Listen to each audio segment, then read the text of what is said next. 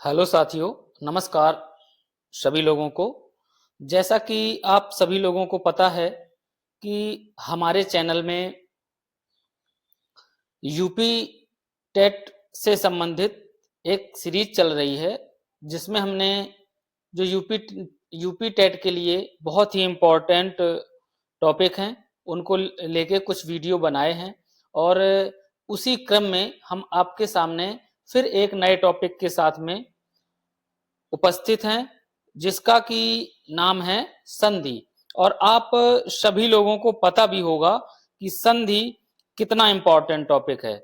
और परीक्षा की दृष्टि से चाहे वो हिंदी विषय में हो चाहे संस्कृत विषय में हो, ये बहुत ही इम्पोर्टेंट टॉपिक हो जाता है, क्योंकि इससे हर साल 4 से 5 प्रश्न पूछे जाते हैं। तो चलिए शुरू करते हैं। सभी लोग जल्दी से जल्दी वीडियो को शेयर करें और ज्यादा से ज्यादा वीडियो को लाइक करें, ताकि हमें आपके लिए वीडियो बनाने का मोटिवेशन मिलता रहे। तो चलिए शुरू करते हैं संधि को। तो जैसा कि आप देख रहे हैं, अगर हम संधि की बात करें तो संधि शब्द का अर्थ क्या होता है? मेल। क्या अर्थ होता है संधि का? मेल और या योग, ठीक है ना। और इसका मतलब क्या होता है? मिलना। संधि शब्द का अर्थ क्या होता है? मेल या योग अर्थात मिलना। अब अगर इसकी परिभाषा बनाने का प्रयास करें हम लोग, तो वर्णों का आपस में विकार सहित मिलना संधि कहलाता है। क्या कहलाता है? वर्णों का आपस में विकार सहित मिलना संधि कहलाता है। जैसे रमा धन ईश, ये दोनों मिल जाएंगे तो क्या बन जाएगा? रमेश बन जाएगा। और इसमें किस किस का मेल हुआ है? एक तो रमा में आ और इधर बड़ी ईश का, तो इन दोनों से मिलकर क्या बन गया? रमेश बन गया। क्या मिल गया आपको? रमेश शब्द मिल गया, ठीक है ना। तो ये हो गया संधि, ठीक है। अगर हम सरल परिभाषा देखें तो दो वर्णों के मेल से जो विकार उत्पन्न होता है, ठीक है, दो वर्णों के मेल से, दो वर्णों के मेल से उत्पन्न विकार को, मेल से उत्पन्न विकार को क्या कहते हैं? हम संधि कहते हैं। क्या कहते हैं? संधि कहते हैं। ये हमें याद रखना, ये इसकी सरल परिभाषा है। ये पेपर में पूछा भी जा सकता है कि दो वर्णों के मेल से उत्पन्न विकार क्या कहलाता है। आपको विकल्प दे देगा संधि, समास, उपसर्ग, प्रत्यय, इस तरीके से। तो इसका सही विकल्प हो जाएगा संधि। इस वजह से हमने ये परिभाषा आपके सामने समझाने का प्रयास किया। अब आते हैं संधि विच्छेद, ठीक है। तो संधि युक्त वर्णों को अलग अलग करना क्या कहलाता है? संधि विच्छेद कहलाता है।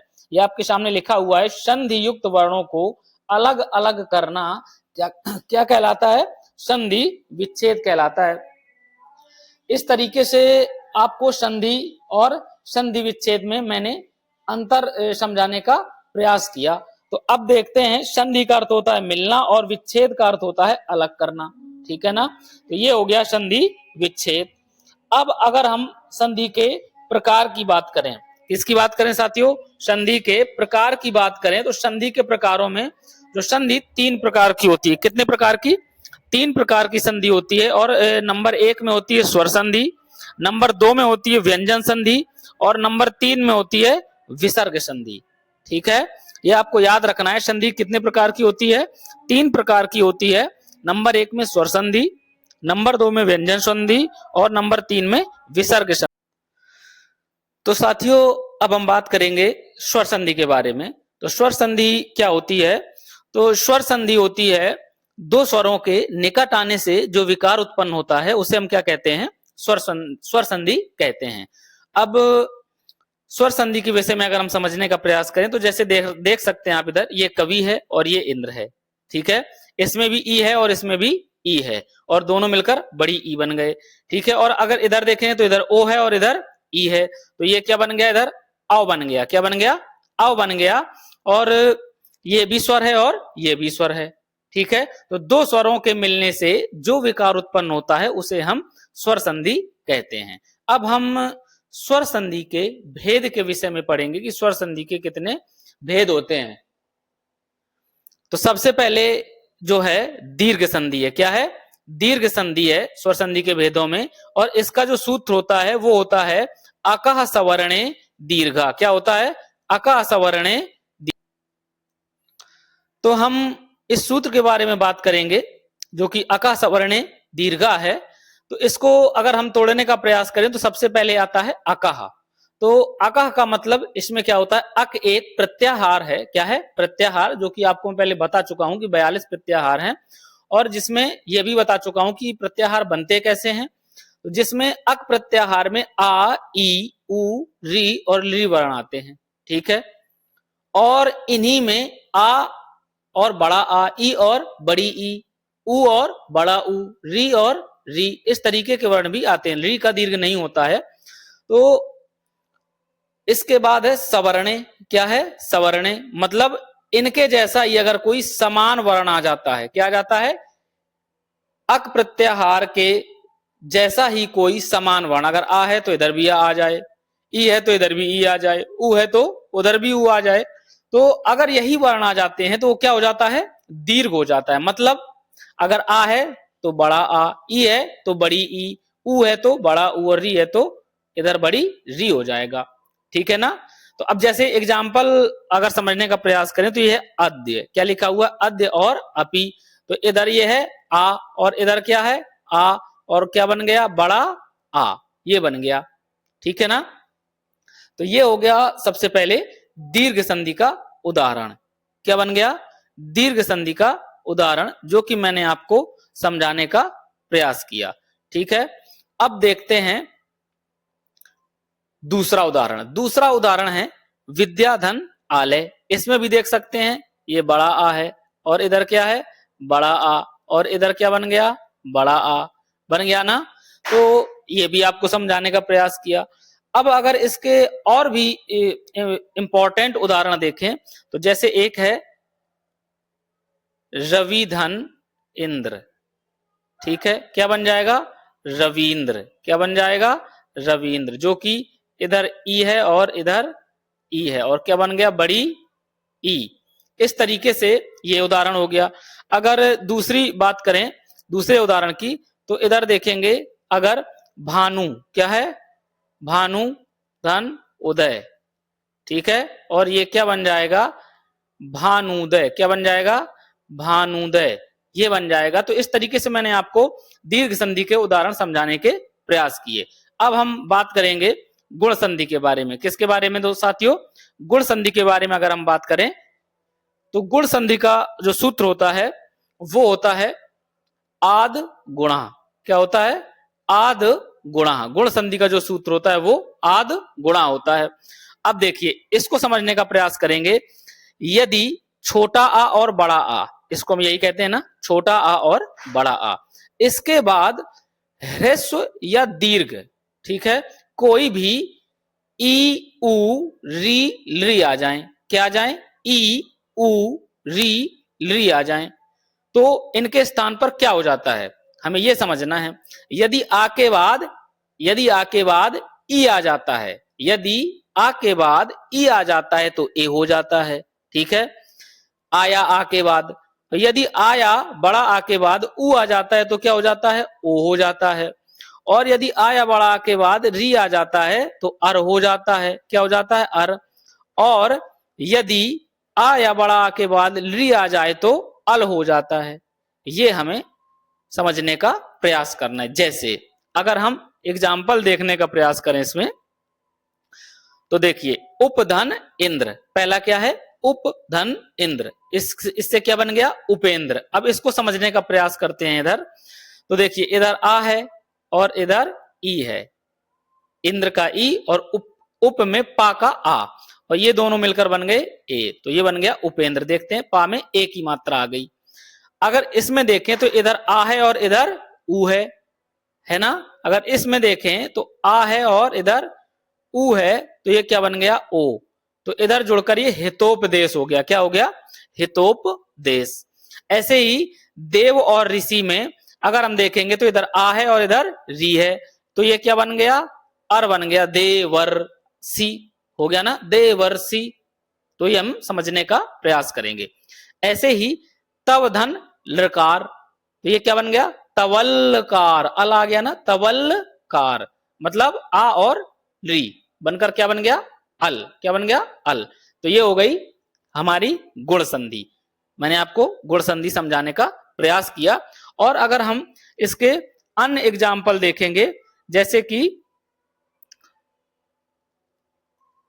गण, धन, ईस, अगर हम ये देखें तो ये क्या बन जाता है, गणेश, क्या बन जाता है, गणेश। अब देखिए साथियों, इसमें अगर हम विसर्ग लगा देंगे तो ये संस्कृत में हो जाएगा, और ये टॉपिक संस्कृत और हिंदी में लगभग एक जैसा ही है, जो अंतर आएगा मैं आपको आगे बता दूंगा।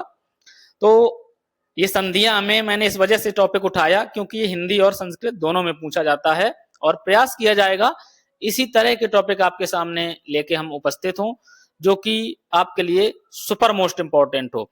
तो गण, धन, ईस, ये हो गया गणेश। अब अगर हम दूसरा एग्जाम्पल देखें, महाधन उत्सव, क्या देखें, महाधन उत्सव, अगर हम इसको समझने का प्रयास करें तो ये क्या हो जाएगा, महोत्सव, क्या हो जाएगा, महोत्सव, है ना। अगर हम और भी इसी तरीके के एग्जाम्पल देखें तो ये मैंने एक आपको बता ही दिया, तवल्लकार। तो आशा है इतने में आपको गुण संधि समझ में आ गई होगी।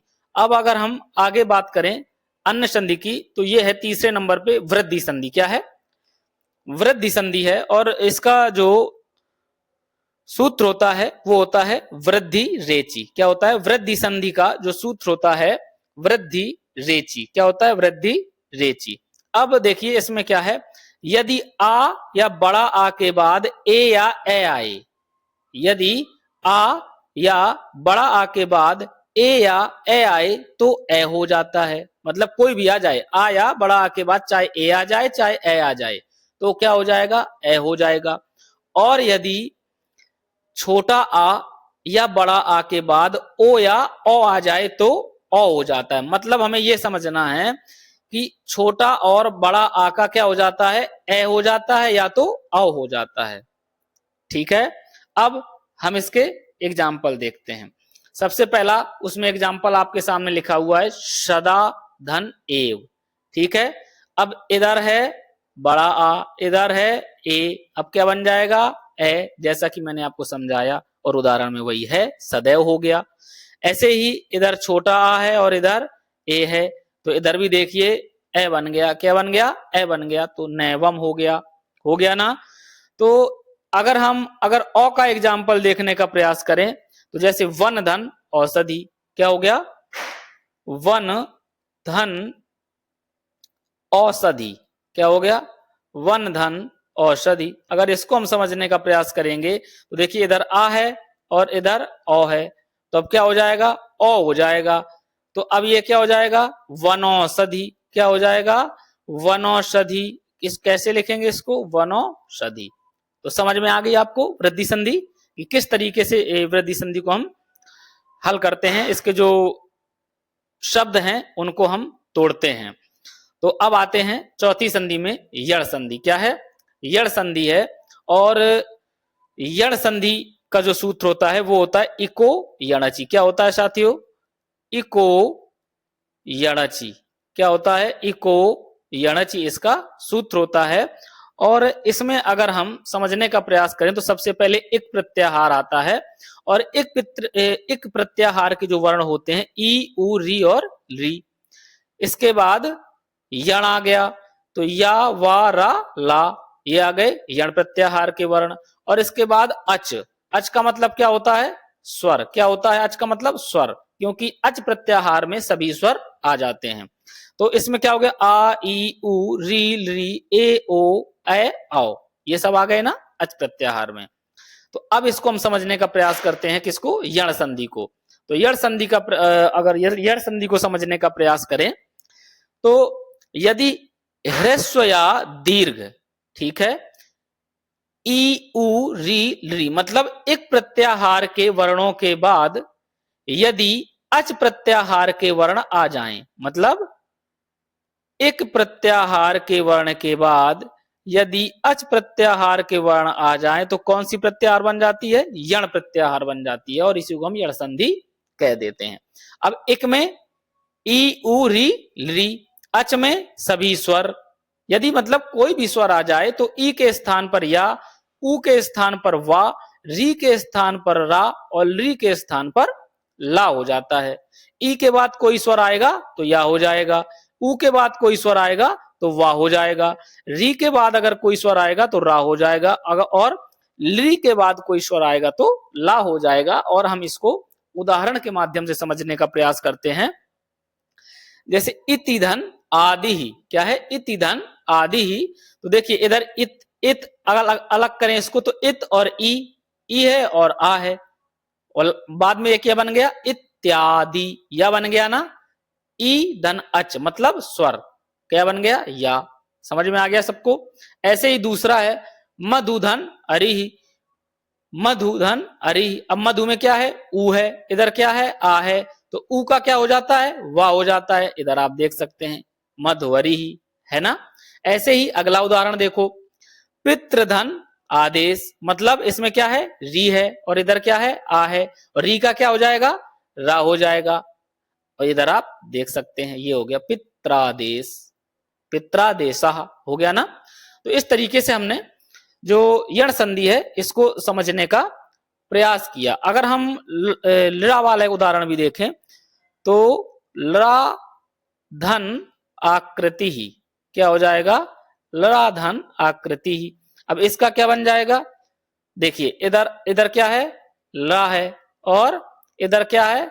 आ है, तो अब इसके बाद यदि कोई स्वर आएगा तो क्या बन जाएगा? ला बन जाएगा ना। तो अब ये क्या बन जाएगा? लाकृति, क्या बन जाएगा? लाकृति। तो इस तरीके से हमने यण संधि को समझने का प्रयास किया। और अंतिम जो प्रमुख संधि है ये आपके सामने अयादि संधि है।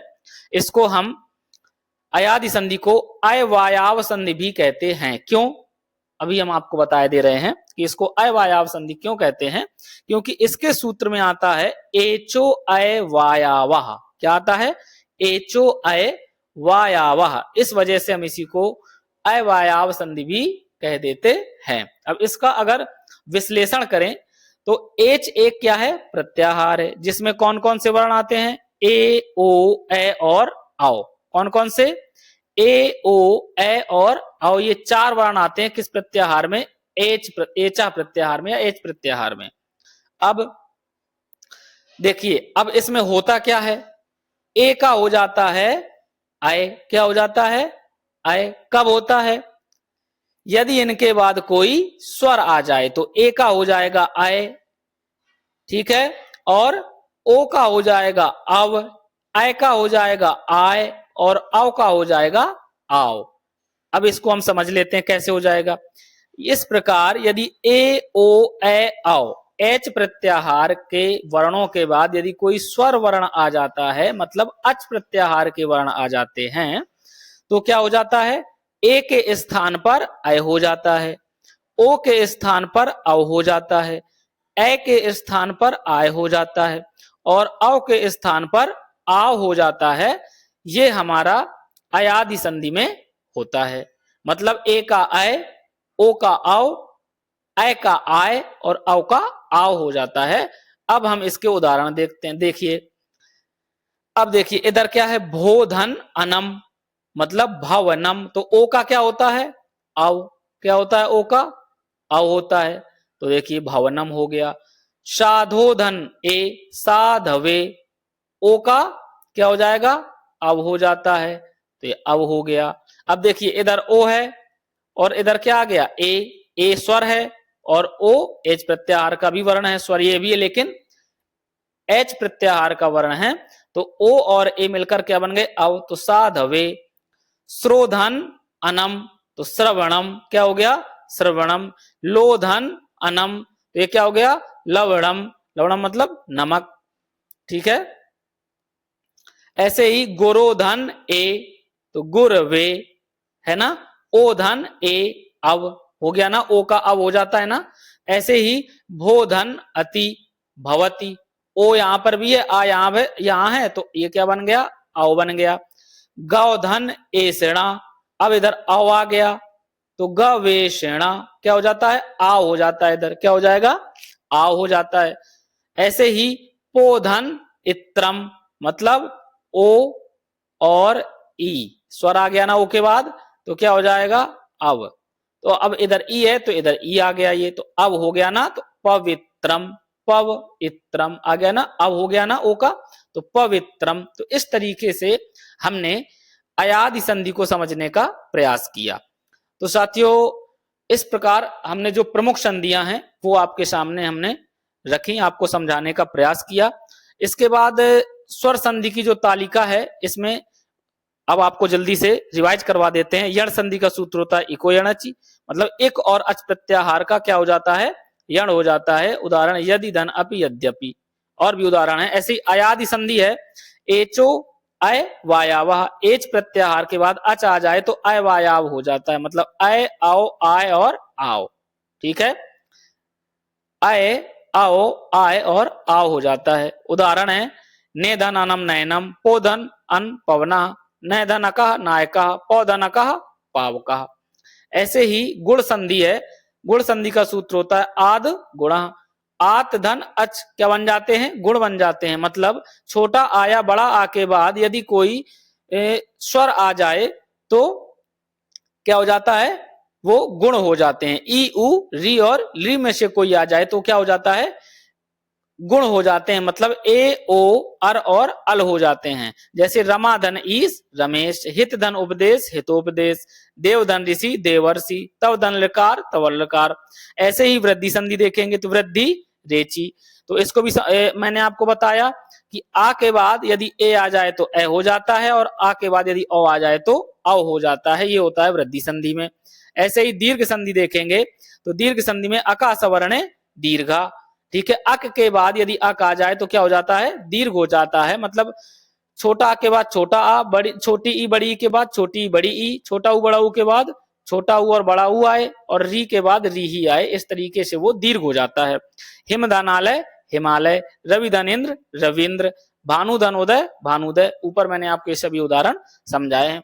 इसके बाद कुछ संधियां और स्वर संधियों में, तो ये पूर्व रूप संधि और एक पर रूप संधि और प्रकृति भाव संधि। तो हम इनको आपको एक शॉर्ट वीडियो बना देंगे 5-10 मिनट का, तो उसमें समझाने का प्रयास करेंगे, क्योंकि वीडियो बहुत लंबा हो जाएगा अगर हम इन्हें समझाएंगे। तो चलिए साथियों, आपसे विदा लेते हैं, मिलते हैं नए टॉपिक के साथ में। तब तक सभी लोग अपनी तैयारी बनाए रखिए, तैयारी को गति देते रहिए, क्योंकि पेपर की डेट कंफर्म हो चुकी है।